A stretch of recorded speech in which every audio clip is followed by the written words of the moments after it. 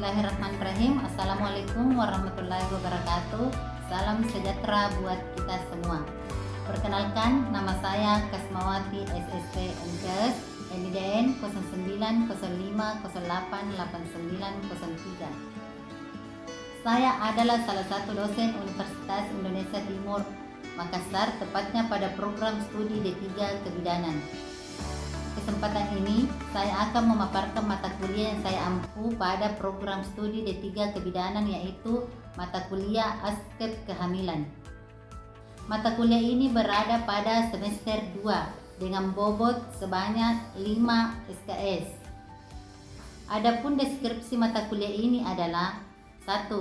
Mata kuliah ini memberikan kemampuan kepada peserta didik untuk memberikan asuhan kebidanan pada ibu hamil normal dengan memperhatikan aspek budaya yang didasari konsep-konsep, sikap, dan keterampilan serta hasil evidence based dalam praktek antenatal yang menggunakan pendekatan manajemen kebidanan dan berfokus pada upaya preventif dan promotif, deteksi dini komplikasi, penanganan awal, kegawat daruratan, serta pendokumentasiannya. Adapun capaian pembelajaran dari mata kuliah ini adalah: 1. Menguasai konsep dasar pada kehamilan. 2. Menguraikan adaptasi fisiologi dalam masa kehamilan. 3. Menguraikan perubahan adaptasi dalam masa kehamilan. 4. Menguraikan adaptasi fisiologi ibu hamil di semua trimester. 5. Mengelola kebutuhan dasar ibu hamil. 6. Menguraikan faktor-faktor yang mempengaruhi kehamilan. 7. Memberikan asuhan kebidanan pada masa kehamilan. 8. Memberikan KIE pada masa kehamilan sesuai kebutuhan. 9. Mendeteksi dini komplikasi dan penanganan awal serta rujukan. 10. Melakukan dokumentasi asuhan kebidanan pada kehamilan. Materi ajar pada mata kuliah ini terdiri dari 8 subbahasan ditambah dengan 14 kali pertemuan, ditambah dengan ujian tengah semester dan ujian akhir semester. Berikut daftar materinya. Yang pertama, konsep dasar kehamilan. Yang kedua, perubahan fisiologis pada kehamilan. Yang keempat, faktor-faktor yang mempengaruhi kehamilan. Dan yang kelima, asuhan pada kehamilan. Yang keenam, KIE pada kehamilan sesuai tahap perkembangannya. Yang ketujuh, deteksi dini risiko tinggi pada kehamilan serta penanganan awal kegawat daruratan dan rujukan. 8. Dokumentasi asuhan pada kehamilan.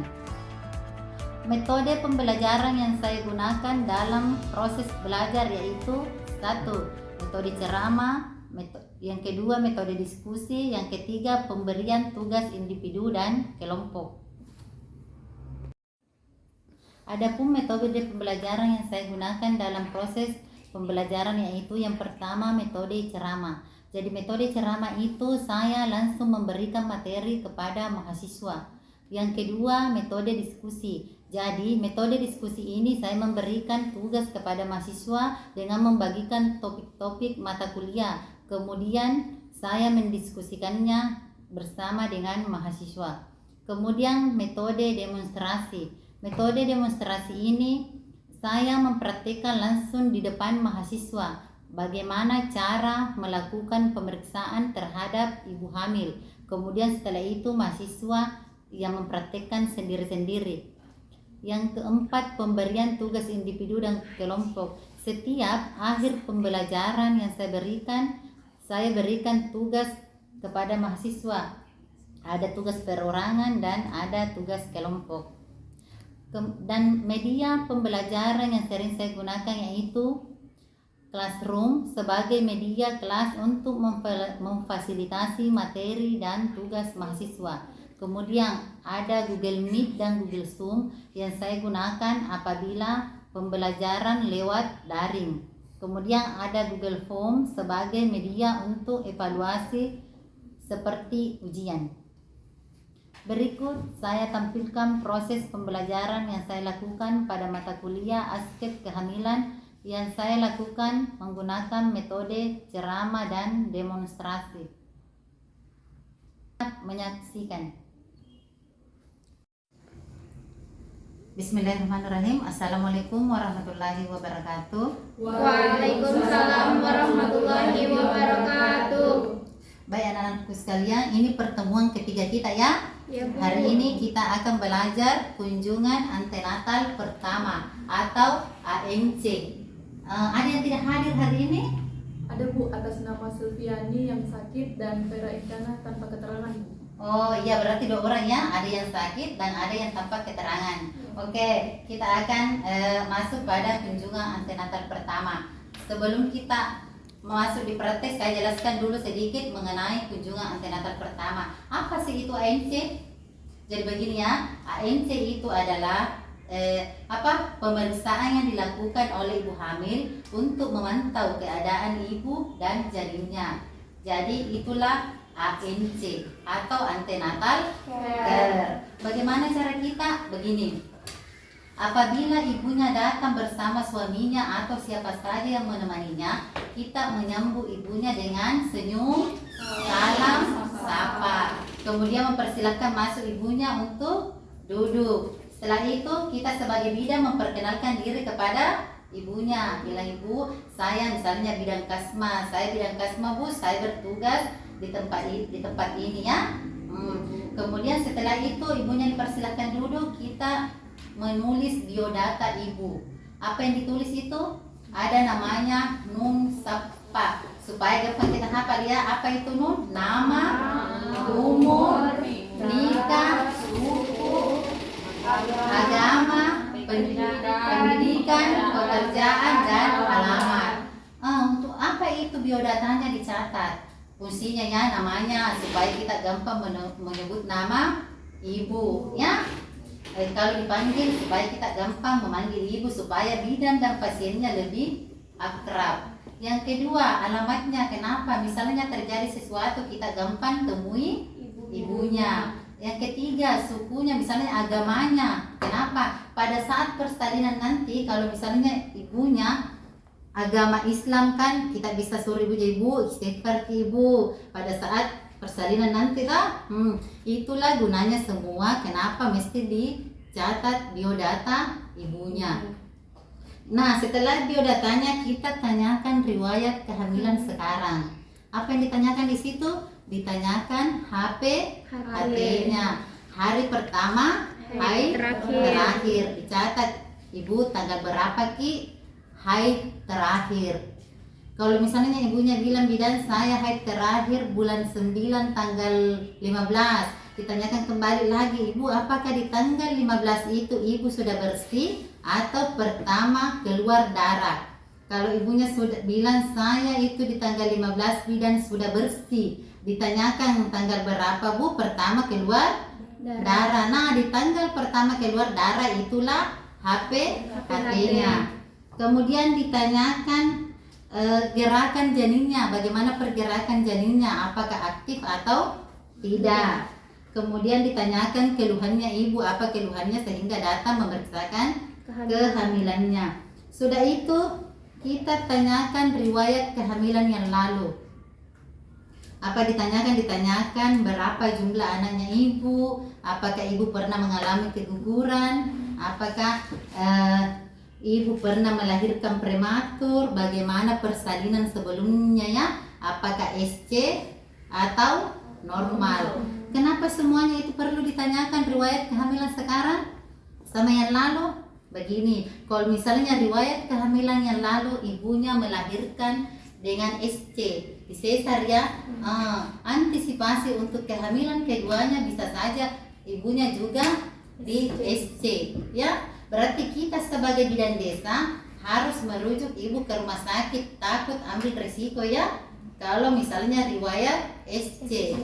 Kalau misalnya riwayat ibu kehamilan sebelumnya bayinya besar, bisa jadi pada kehamilan kedua juga bayinya besar. Itulah gunanya ditanyakan riwayat kehamilan yang lalu dan sekarang. Setelah itu ditanyakan lagi riwayat kesehatannya ibu, penyakitnya ya. Iya. Apakah ibu pernah mengalami penyakit seperti hipertensi, asma atau jantung? Ya, kenapa semua penyakitnya ditanyakan? Kita antisipasi juga ya, jangan sampai pada saat persalinan penyakit asmanya ibu tiba-tiba kambuh. Berarti ibu tidak bisa menerang, itu kan bahaya. Kita bisa antisipasi. Kemudian ditanyakan lagi riwayat sosial ekonominya ibu. Bagaimana riwayat sosial ekonominya, misalnya kalau misalnya ekonomi lemah itu berpengaruh terhadap bayinya. Kemudian bagaimana dukungan keluarga terhadap kehamilannya ibu. Ini dukungan keluarga juga berpengaruh ya terhadap kehamilan. Karena kalau misalnya tidak ada dukungan dari suami, keluarga, ibunya bisa stres, berarti berpengaruh terhadap janin yang dikandungnya. Oke, setelah itu kita melakukan pemeriksaan fisik. Kita tensi ibunya, kita ukur suhunya, kemudian kita timbang dan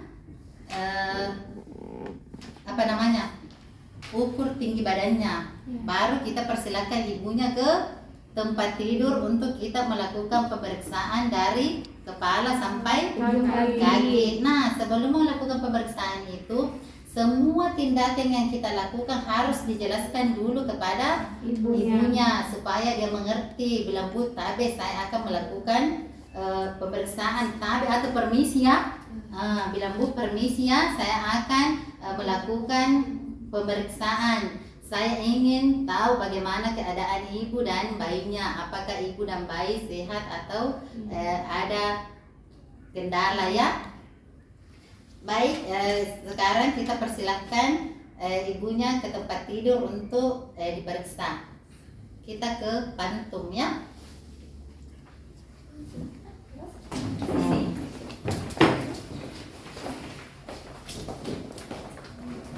Coba adik-adik berdiri semua di sini. Sini.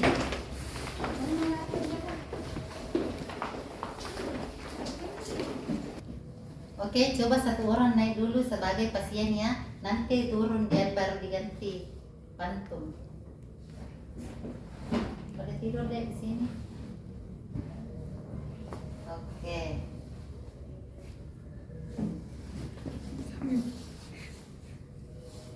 Nah, jadi begini ya, kita melakukan pemeriksaan dari kepala sampai kaki. Pemeriksaan itu kan ada 4 ya. Yang pertama palpasi atau periksa raba, yang kedua inspeksi, perkusi, dan auskultasi. Jadi ada 4 pemeriksaan. Nah, yang pertama-tama kita periksa bagian kepala ibu. Kita lihat apakah kepalanya bersih atau tidak, apakah ada ketombe atau tidak. Kemudian kita raba apakah ada benjolan atau tidak. Kemudian turun di muka, kita lihat plek-pleknya ibu, apakah ada plek-plek hitam begini. Kalau ada plek-plek hitam begitu, itu normal ya ibu. Kalau ada plek begitu, itu normal ya. Jadi nanti itu akan hilang dengan sendirinya setelah ibu melahirkan. Kemudian kita periksa matanya ibu, begini, pakai kedua ibu jari. Ibu coba melihat ke atas. Kalau misalnya pucat, berarti anemia ya. Kalau pucat, kalau merah muda berarti itu normal. Setelah itu kita periksa bagian hidung, apakah ada polip atau tidak. Setelah itu kita periksa bagian mulut, apakah, coba buka ibu, apakah giginya ada yang tanggal atau tidak. Kemudian kita periksa bagian leher, kita mau lihat apakah ada pembesaran kelenjar limpa. Kemudian kita begini ya, diraba, apakah ada pembesaran kelenjar limpa. Kemudian coba ibu menelan apa sakit, apakah ada kelenjar tiroid. Setelah itu kita turun di payudara ibu.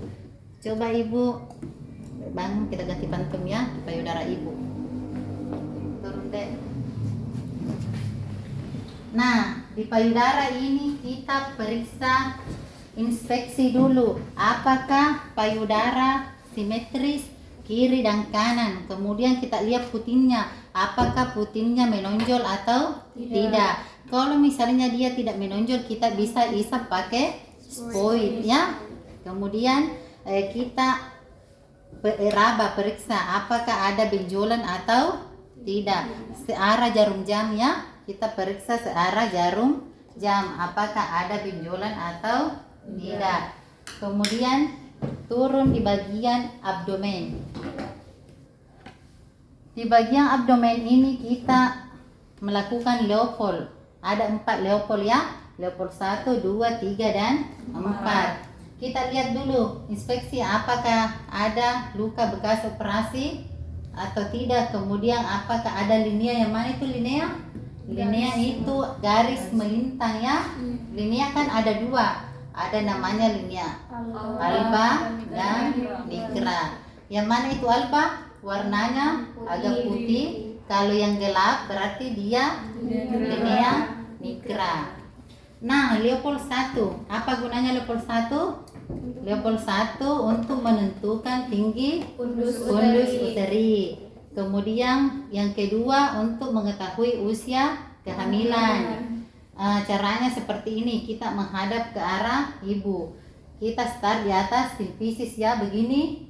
Kemudian kita raba sampai fundus. Setelah itu kita tahan di fundus, ambil pitameter untuk mengukur tinggi fundus uteri. Jadi kita ukur ini dari fundus turun ke pinggir atas simfisis. Normalnya itu biasanya kalau umur kehamilan 36 minggu biasanya itu tinggi fundusnya 35 cm ya. Kemudian kita tafsiran berat janin, lingkar perut. Coba ibu angkat sedikit pantatnya.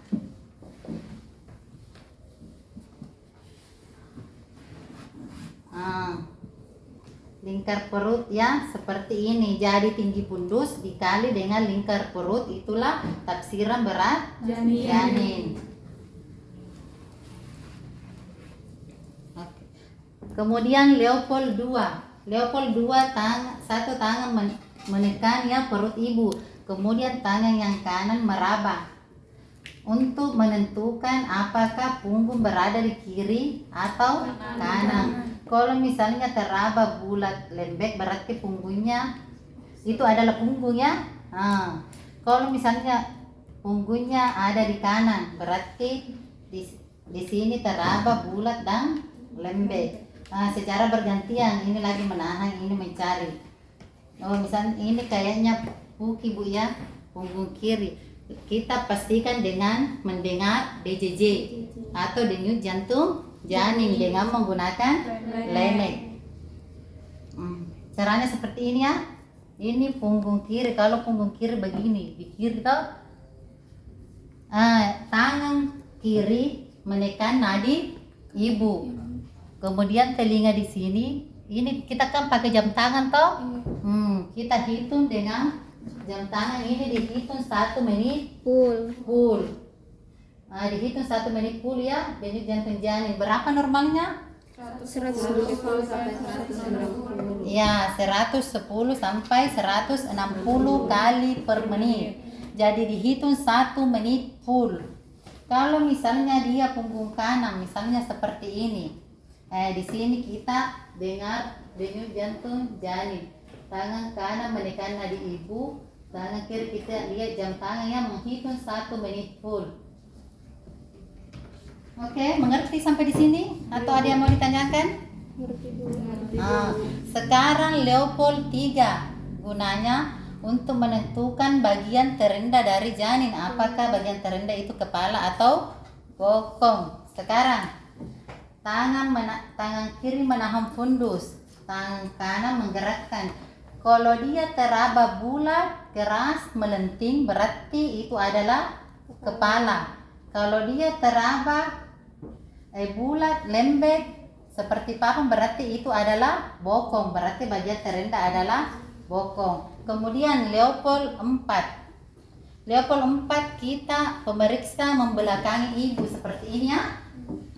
Kemudian dilakukan pemeriksaan, gunanya ini untuk mengetahui apakah kepala janin divergen atau konvergen. Apakah kepala janin sudah masuk pintu atas panggul atau belum. Jadi begini.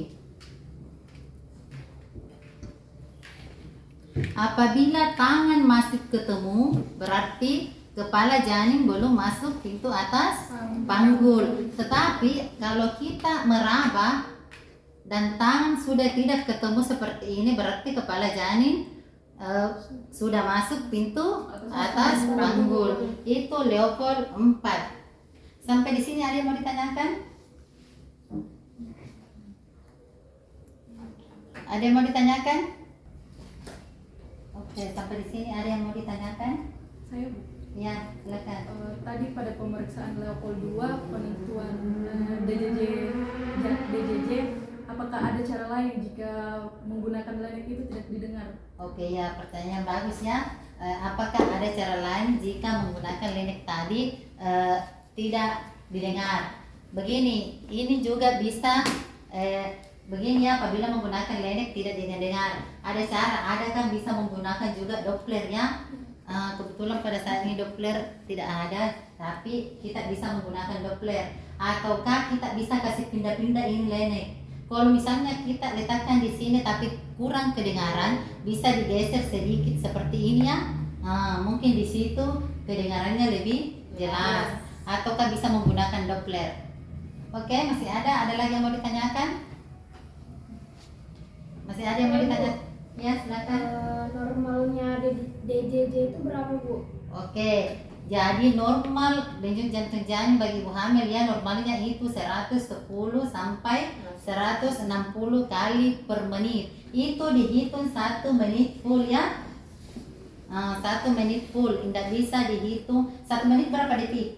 60 detik. Ya, berarti kita hitung selama 60 detik. Oke, masih ada yang mau ditanyakan sampai di sini? Kalau begitu kita lanjut ya. Setelah itu kita tarik ke atas handuk ibu ya. Baru kita periksa pada bagian kaki apakah ada udem atau tidak. Caranya seperti ini, ditekan ya. Misalnya ini kakinya ibu, kita tekan ke bawah begini, anggap ini tangannya, anggaplah ini kaki, seperti ini caranya ditekan ya. Kalau dia lama tidak kembali berarti ada udem. Tapi kalau langsung kembali berarti ibunya tidak udem. Setelah itu rapikan ibunya, suruh miring menghadap ke kita. Ibu miring ke sini baru bangun. Setelah bangun kasih turun ibunya, baru kita periksa lagi. Coba satu orang ke sini deh, duduk. Iya.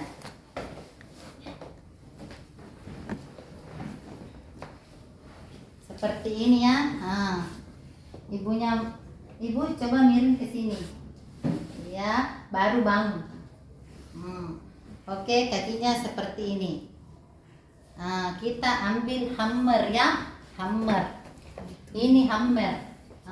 Kita periksa refleks patella. Apakah refleksnya positif atau tidak? Jadi ini ya, kita ketuk. Berarti dia refleks ya. Tapi kalau misalnya tidak bergerak sama sekali, ditekan seperti ini, diam begitu, berarti tidak ada refleks. Tapi tadi saya ketuk ada refleks ya. Kemudian ibunya disuruh, ayo Bu, silakan turun ke meja, kita jelaskan hasil pemeriksaan kepada ibu. Sudah, silakan dulu ibu.